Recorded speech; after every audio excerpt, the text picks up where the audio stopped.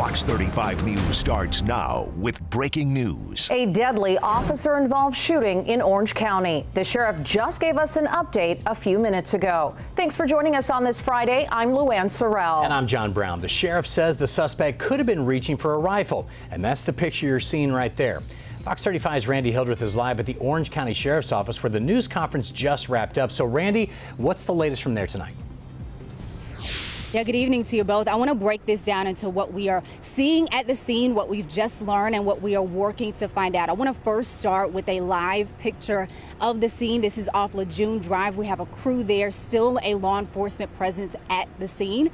As you mentioned, there was just a news conference wrapped about 15 minutes ago where Sheriff Mina walked through what they have gathered as part of this investigation. He told us that SWAT team was at this home to serve a warrant as part of a drug investigation, again, off Lejeune Drive.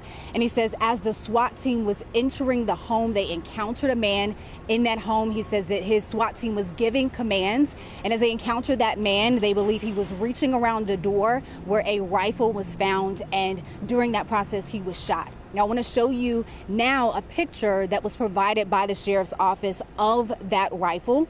Sheriff Mina, again, says one deputy fired a shot at the man that they encountered. That man was taken to the hospital where he died. Sheriff Mina gave a little context about why law enforcement was at that home today. He says deputies had gone there a couple weeks ago for a domestic violence call, and while they were there, they found a trafficking amount of fentanyl, cocaine, 2 guns, and they say one of those guns was stolen. So the SWAT team was back there today to investigate further, search the home more, and that is when they encountered that man today. Sheriff Mina says that standard protocol, the state will investigate today's deadly shooting, and that body camera video of the encounter will be released. But he did say he has already watched it. Here's a little of what he told us.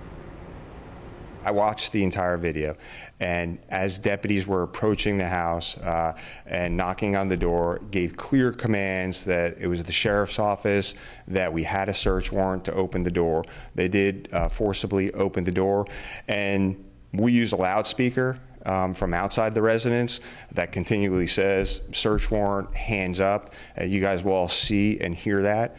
And like I said, most people, surrender peacefully in these cases.